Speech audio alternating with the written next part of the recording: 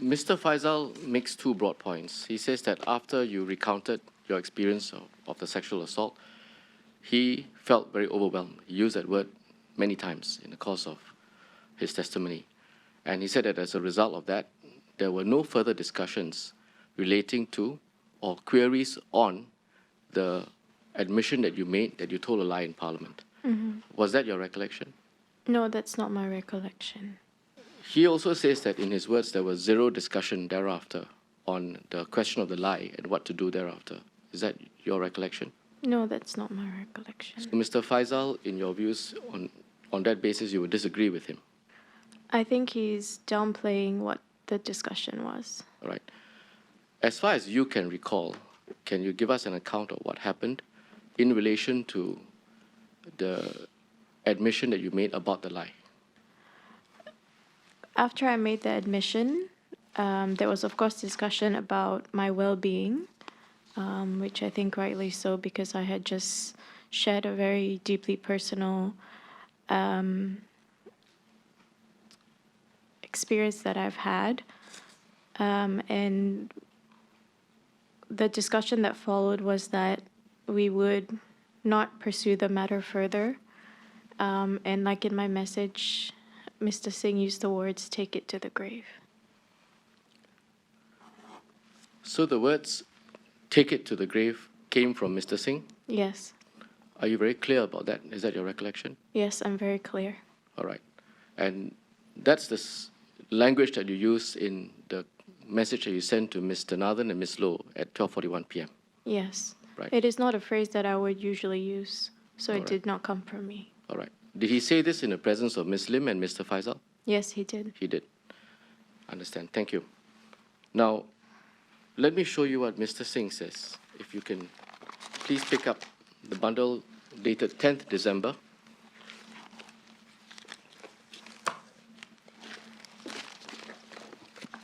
And turn please to page 175.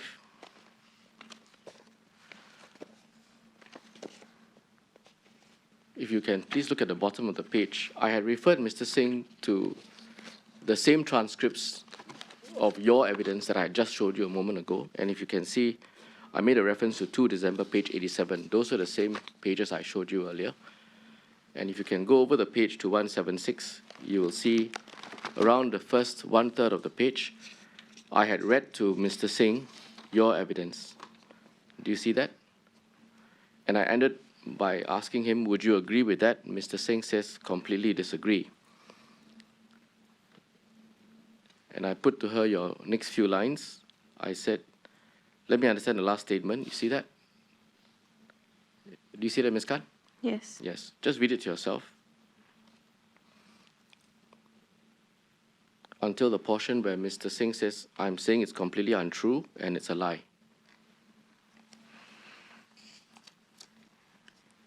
Okay. Okay. So Mr. Singh completely disagrees with your account of what happened at the meeting. Can you give us your response to that? Would you agree with Mr. Singh? He says No. you're lying. I mean, of course, I disagree completely. I've come here to tell the truth, and I've made an oath to do so as well, and I've never strayed from that. So if Mr. Singh is saying that he completely disagrees with your account and that your account is a lie, then you would disagree with that. And as far as you're concerned, Mr. Singh would be lying when he says that he disagrees, that it never happened. I'm saying that I'm telling the truth. All right. Can you carry on reading over to page 177? You recall, Ms. Khan, that you also told us that Mr. Singh's initial reaction was that this would be something that would be taken to the Committee of Privileges. You remember that? Yes. And that you said subsequently the position changed. And you then said it was changed in favor of not raising it if you're not pressed and to leave it alone. Now, can you look at the next few lines of page 177? First half of the page. Mr. Singh says that that's not correct. There was no discussion that I recall on the Committee of Privileges at that point. So I then asked him, so you did not tell her, even initially, that she should go to the Committee of Privileges? Mr. Singh says, not at that point. And he goes on to say, certainly not. The Committee of Privileges, I don't know how she recollects this on 8th August, but that discussion did not take place because the condition was she was not in a condition. Now, did Mr. Singh raise the question of the Committee of Privileges on that occasion on the 8th of August? Yes, his exact words that I can recollect were that my initial reaction or my initial instinct is to put you through the Committee of Privileges.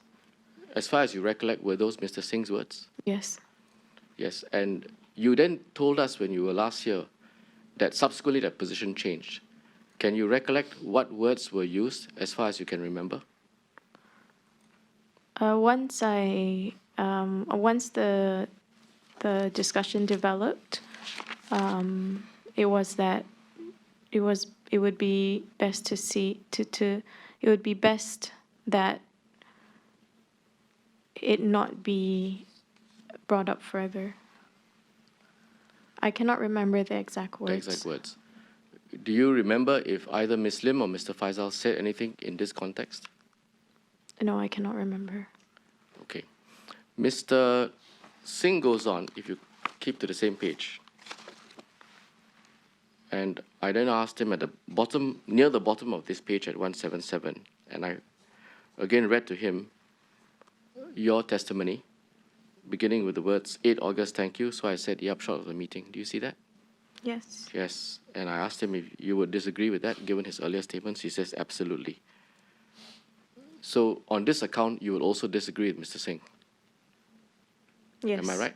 Yes.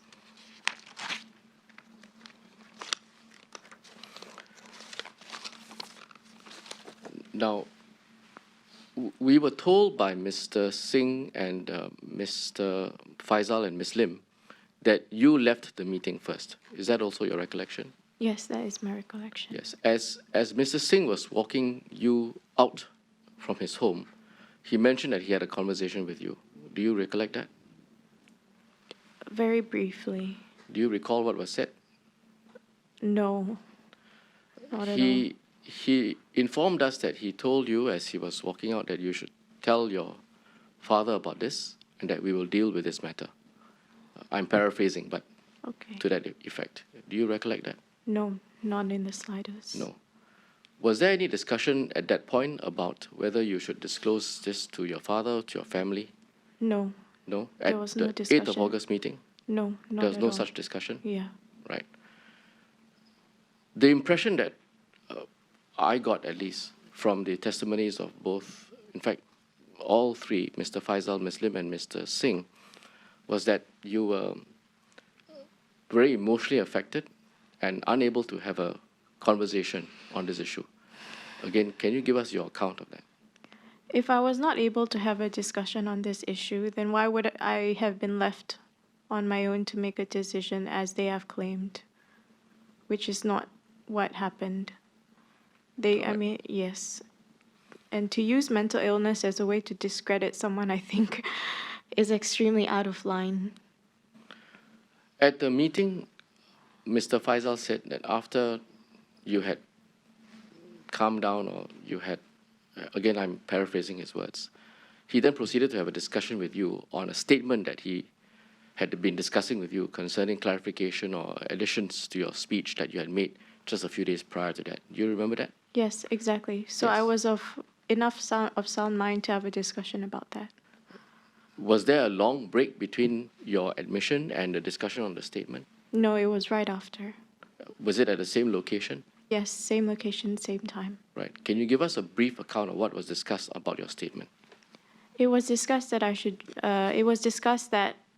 what was discussed was that what were my views on what the statement should look like, how I felt as a Muslim woman in the community, and what the statement could look like, and that I would be drafting the statement with assistance from party leaders. So some views were exchanged, and Mr. Faisal had told us that he had been communicating those views with you by messages prior to the 8th of August. And from what I heard from you, some views were exchanged at that meeting, and then you were to take it back and draft the statement. Is that right? Yes. Did you have occasion to clear the draft with any of the other party leaders who were present at the meeting? I cleared the draft. Yes, I think so. Yeah. Did you discuss the draft on the same day? I assume so because you posted it later that day. Yes, we discussed what the content would be. Did you share your draft with either Mr. Faisal, Ms. Lim, or Mr. Singh after the meeting, at some point in time after the meeting and before you posted it? Yes. Did they give you comments to it? Yes, they gave some edits here and there. Okay.